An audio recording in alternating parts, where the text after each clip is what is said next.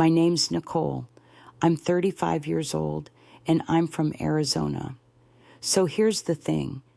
I've always thought Brian and I had a pretty solid relationship. He's 37, easygoing, and doesn't really stress about much, which is a nice balance to me because I can be a little, intense.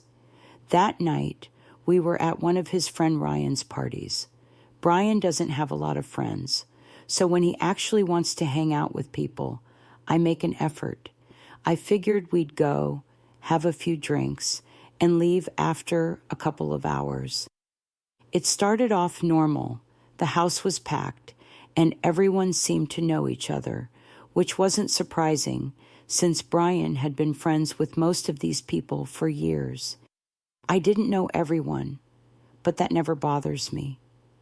I'm pretty good at blending in, and honestly, I kind of like being the center of attention when I'm in the mood for it. So while Brian was catching up with Ryan, I mingled a bit. A few hours in, a group of us ended up in this circle, just talking and laughing about random stuff. At some point, someone brought up relationships, like, how much do you trust your partner to have your back if things went sideways? It was all hypothetical, of course, but the question made me smirk. I looked at Brian, who was sitting next to me, quiet as usual, and before I even thought about it, I said something like, "Oh, I know Brian wouldn't be able to protect me. I mean, look at him." It got a laugh, a big one, and I felt that little rush you get when you know you've said something funny. So I kept going.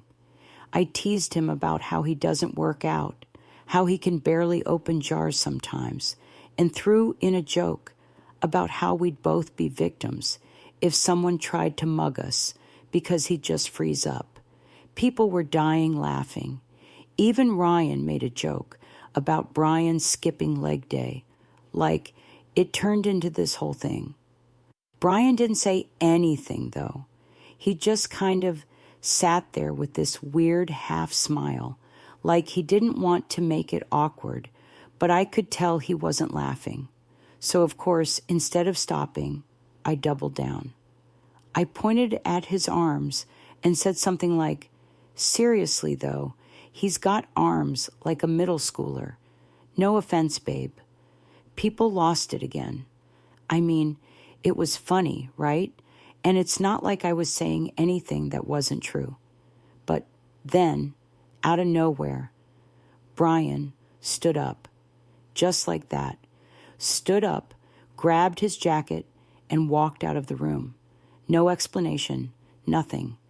At first, I thought he was just going to the bathroom or needed some air, but when he didn't come back after a couple of minutes, I realized he was gone. Like, gone. The mood in the room shifted immediately. People stopped laughing, and there was this awkward silence. Ryan looked at me and was like, "You okay?" That was kind of harsh, which threw me off because, in my head, it was just a joke.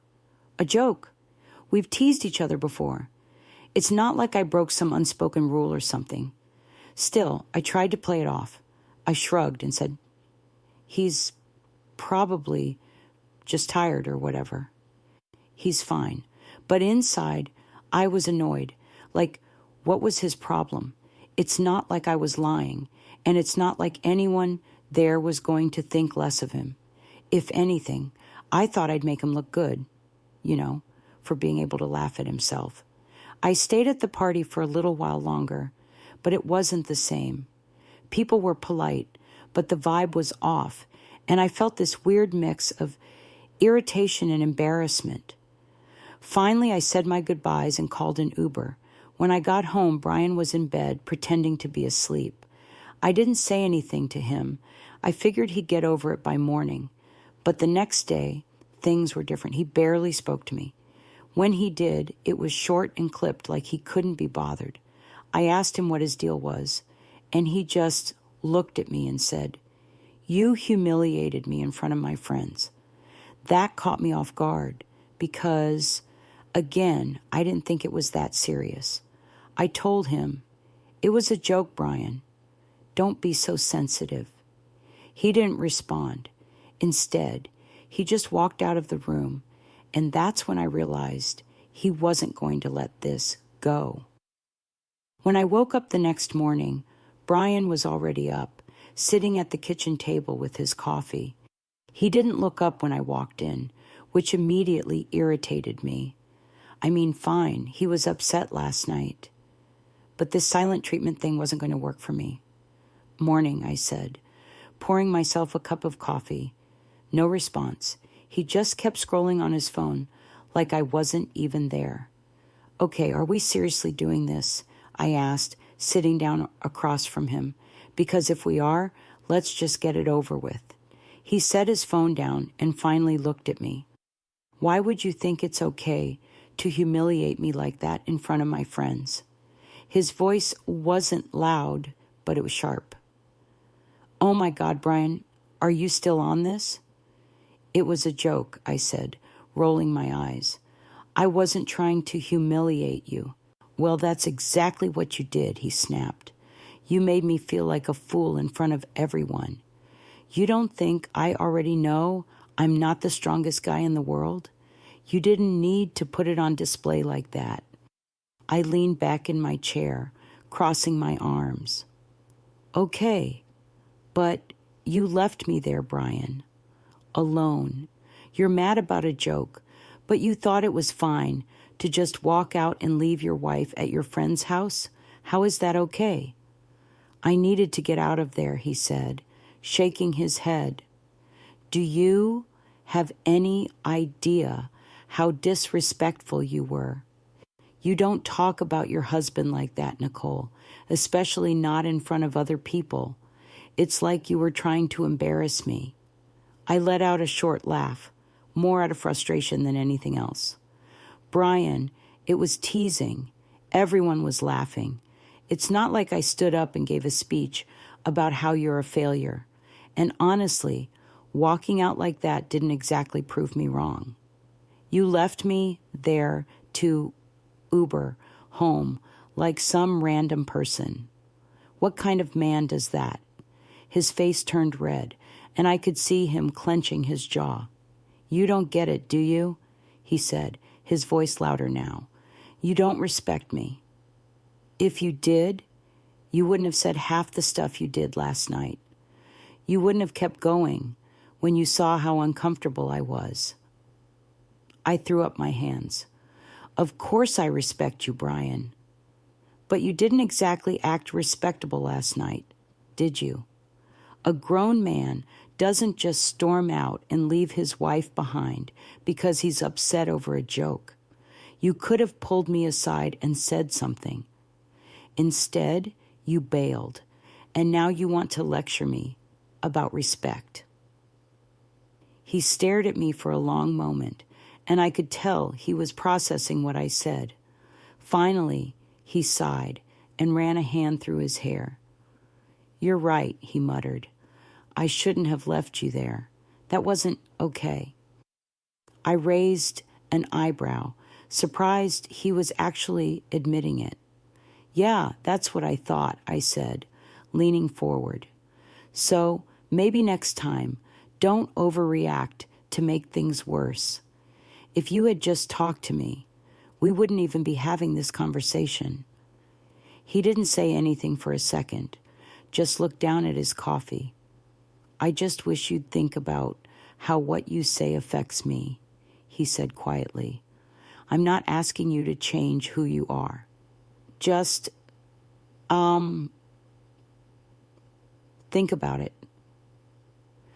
I shrugged, not wanting to push it further now that he'd apologized. "Sure, I'll think about it. But you also need to think about how you handle things. Deal?" He nodded, though he still looked annoyed. I could tell this wasn't over for him, but for me, as far as I was concerned, the matter was settled. After our conversation, I felt pretty good. Brian apologized, which meant I'd won the argument, and as far as I was concerned, that was that.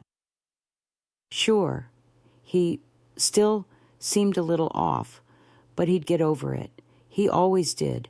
That's how our relationship worked. He'd get upset about something, I'd hold my ground, and eventually he'd come around. I didn't even have to think about it anymore. Brian wasn't exactly the take charge type. I'd always been the one who kept things moving in our relationship, whether it was making plans, handling finances, or deciding what to watch on TV. He didn't mind. If anything, I think he liked it that way. It's not like he ever fought me on it. So when I say I was the one in control, I'm not exaggerating. That's just how we were, and it worked.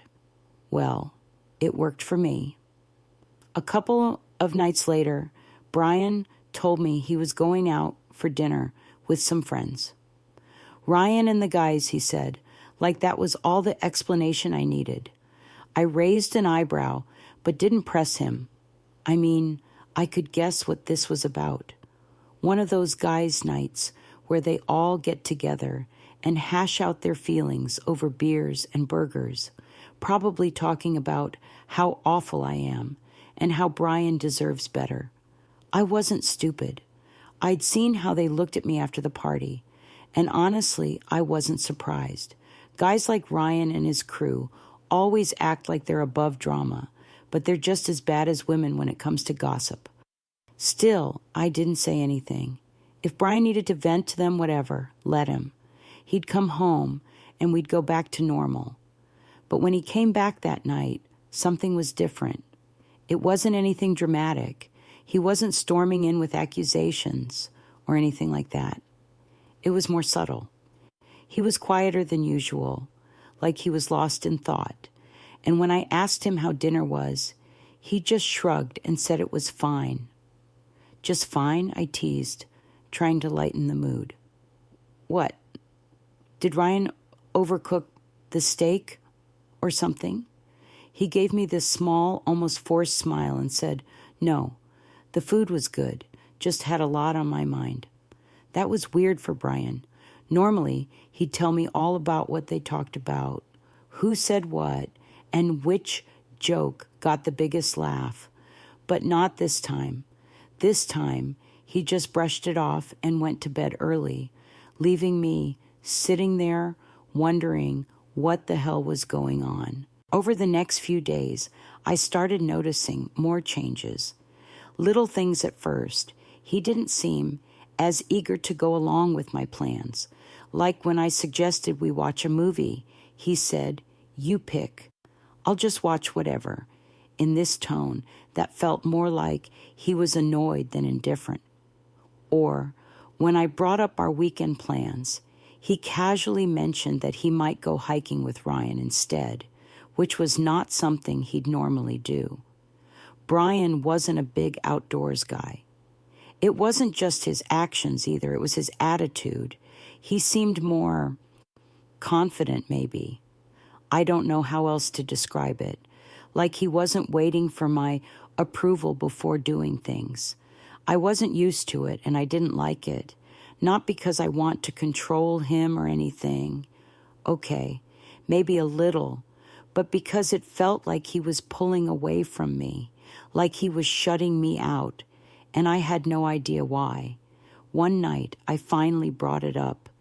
"You've been acting different lately," I said, while we were getting ready for bed. "What's going on?" He looked at me, and for a second, I thought he was going to deny it. But then he said, "I've just been thinking a lot about us, about me, about what I want." That threw me off right. "What you want," I repeated, trying to keep my voice calm. "What's that supposed to mean?" He shrugged. "Just that I've been letting things slide for too long. I've been too passive, too whatever. I need to start standing up for myself more, that's all." I laughed, trying to play it off, but inside I felt this weird pang of unease. "You make it sound like I've been running a dictatorship or something. Is this about the party? Because we already talked about that." "It's not just the party," he said, looking me straight in the eye. "It's everything." And just like that, the conversation shifted. It wasn't about one night or one joke anymore. It was about our entire relationship. And for the first time, I realized he might not be okay with how things were. For the first time, I started wondering if I was losing control. Brian came home from work one evening, and I could tell right away something was on his mind. He had that serious look, the one he gets when he's about to say something he's been rehearsing in his head for hours. I didn't ask what it was, though. If it was important, he'd tell me. Or at least, that's how it usually went. We had dinner, mostly in silence, and then, just as I was clearing the plates, he finally spoke up. "We need to talk." I sighed, already annoyed. "Okay, what now?" He didn't flinch at my tone, which was unusual. Instead, he leaned back in his chair, his arms crossed. "Why do you treat me the way you do?" That caught me off guard. "What are you even talking about?" "I mean the way you talk to me, the way you act like you're the only one who matters in this relationship. Do you even respect me, Nicole? Honestly?" I rolled my eyes. "Of course I respect you, Brian. You're my husband. Why are you even asking me that?" He shook his head, frustrated. "Because you don't act like it. You humiliated me in front of my friends, and when I tried to tell you how I felt, you made it about how I overreacted. You don't listen to me, you don't care what I want, and half the time, it feels like I'm just here to be your punching bag." "That's not fair," I shot back. "I wasn't trying to humiliate you. I told you it was a joke. You're the one who made it into this big thing." "This isn't just about the party, Nicole," he said, his voice sharper now. "It's about everything. The way you talk to me, the way you dismiss me when I try to say how I feel. If you really respected me, you wouldn't treat me like this." I felt my face heat up. "Brian, don't act like you're some perfect angel in all of this. You don't stand up for yourself. You let me handle everything, and now you want to sit here and act like I'm the bad guy? Maybe if you stepped up more, I wouldn't have to take charge all the time." "That's not an answer," he said, cutting me off. "Why did you even marry me if you don't respect me? Was it convenience, because I was a safe choice, or was there something else? Because I'm starting to think I'm not the person you actually wanted to marry." I froze, the words hitting me like a slap. "That's ridiculous," I said quickly.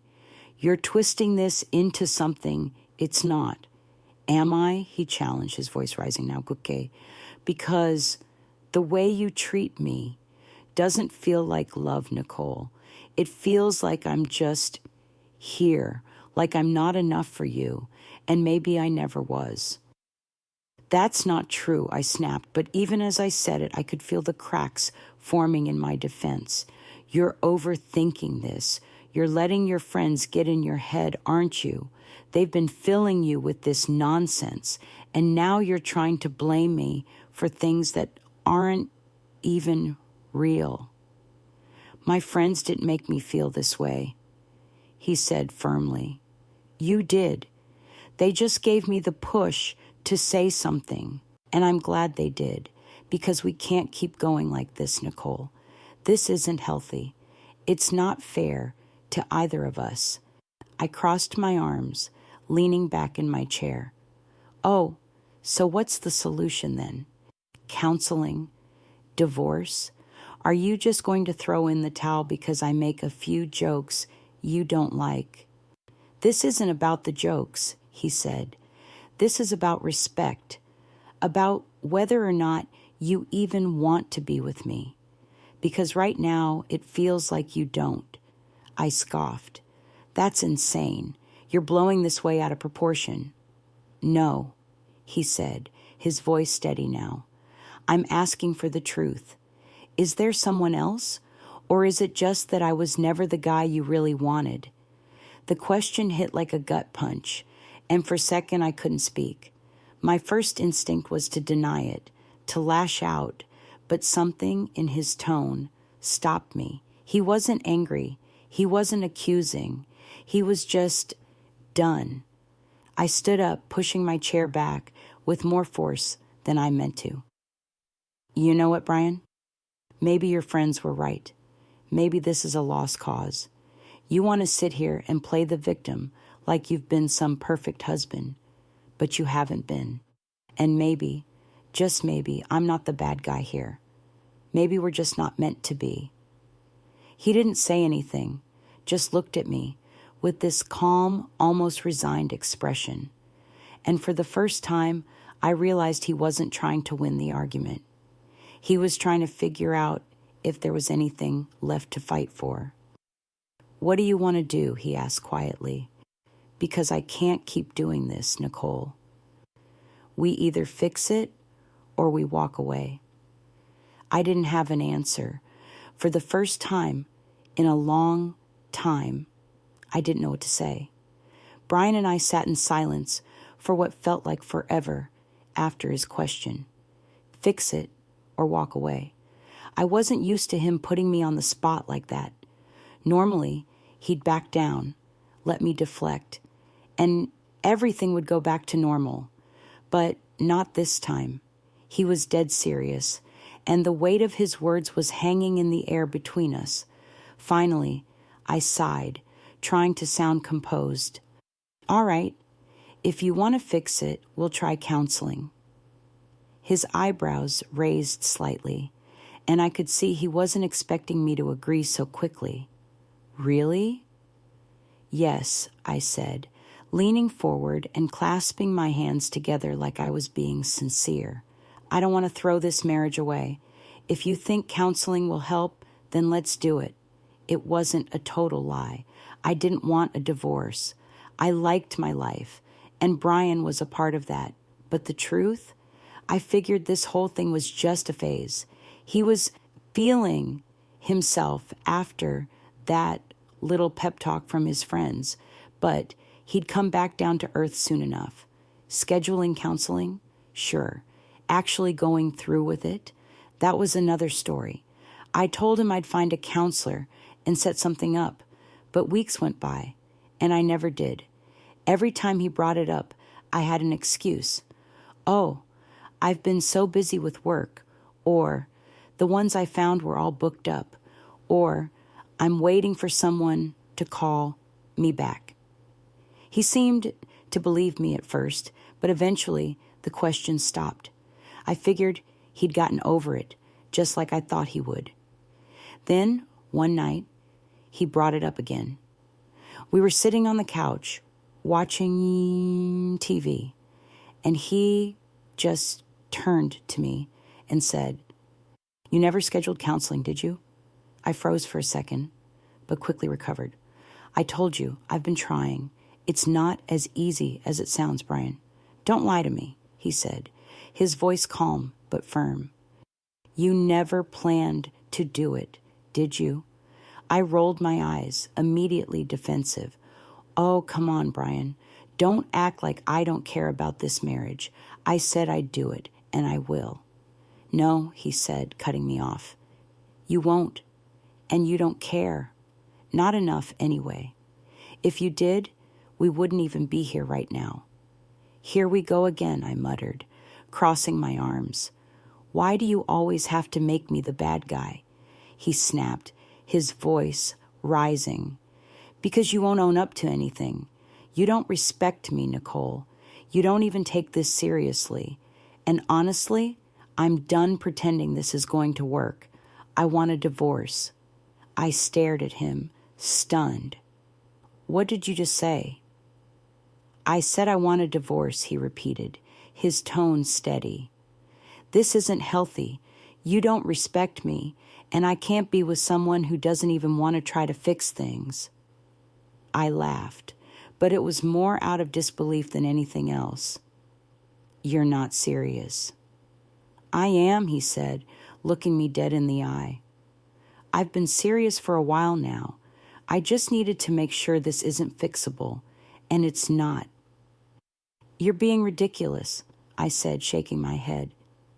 You're just mad right now. You'll calm down and see how stupid this is. No, Nicole, he said firmly. I'm not mad. I'm clear. I deserve better than this. That's when it hit me. He wasn't bluffing.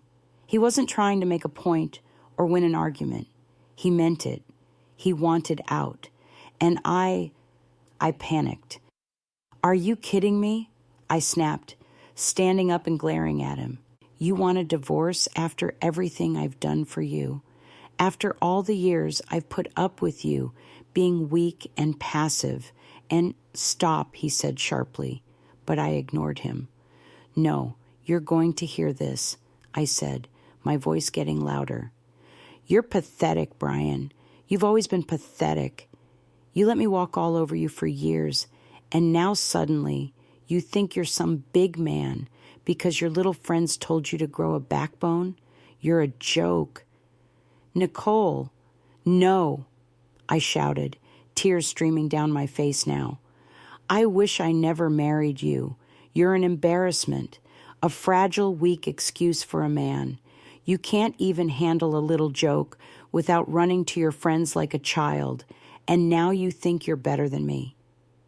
By the time I finished, I was shaking, my chest heaving with emotion. But as the words hung in the air, I realized something. There was no one else to blame. Not Brian, not his friends, not anyone. Just me. He stared at me for a long moment, his expression unreadable. Then he stood up and walked to the door. You don't have to say anything else, he said quietly. I'll stay at Ryan's for now. You can call me when you've had time to think about what you really want. And just like that, he was gone. For the first time in our entire relationship, I wasn't the one in control. And for the first time, I didn't know if I wanted him to come back. Weeks went by after Brian told me he wanted a divorce. He stayed at Ryan's place most nights, but came back to the house every few days to pick up clothes or sort through his stuff. Every time I saw him, it felt like he was someone else entirely. He didn't look at me the same way, didn't speak to me with any warmth. It was like I was a stranger to him, and it killed me. I'd try to make small talk when he came by, anything to break the coldness between us. But he kept it short and polite, like he was talking to a coworker he barely knew. The minute he left, I'd fall apart. I'd sit on the couch and cry, wondering how things had gotten so bad so fast. But as much as I hated the situation, I couldn't bring myself to take any real responsibility for it. I told myself it was his fault, that he'd let his friends poison his mind against me. That's what I had to believe, to keep myself from drowning in regret. When the divorce was finalized, it was as fair as it could have been. No one got screwed over, and neither of us walked away with more than the other. I kept the house, he kept the car, and we split the savings evenly, but it didn't feel like a win. It felt like losing a part of myself that I couldn't get back. After the papers were signed, Brian stopped coming around altogether. I'd see updates on his Facebook page every now and then, pictures of him smiling with Ryan and the guys, or hiking in places I didn't even know he liked. He looked happy, free even, and the comments from his friends made it clear that they were fully on his side. People I thought were our friends stopped reaching out to me entirely. No more invites to parties, no more texts to check in. It was like I'd been cut out of the group completely. At first, I was angry. How could they all turn on me like that? But deep down, I knew why. They weren't my friends. They were his, and they didn't like me. Maybe they never had. 3 months after the divorce, the silence from everyone else didn't bother me as much as Brian's happiness did. Every time I saw him post a picture or update, it was another reminder that he was better off without me. That stung more than anything. I wanted to believe he was just putting on a show, but the smile in his photos didn't look fake. He looked strong, different, like the man I used to wish he'd be, but too late for it to matter. I tried to distract myself, to move on, but nothing felt right. Dating apps were a joke. The guys I met were either weird, broke, or looking for something I wasn't. I didn't even know what I wanted anymore. All I knew was that I didn't want to end up alone, but with every passing week, that possibility started to feel more real. I still told myself the divorce was for the best, that Brian wasn't the man I needed, that I'd find someone stronger, more decisive, someone who could handle me. But every time I saw his name pop up on my newsfeed, that little voice in the back of my head told me I'd made a mistake, and that maybe, just maybe, I'd been the problem all along. But I'd never say that out loud, not to anyone.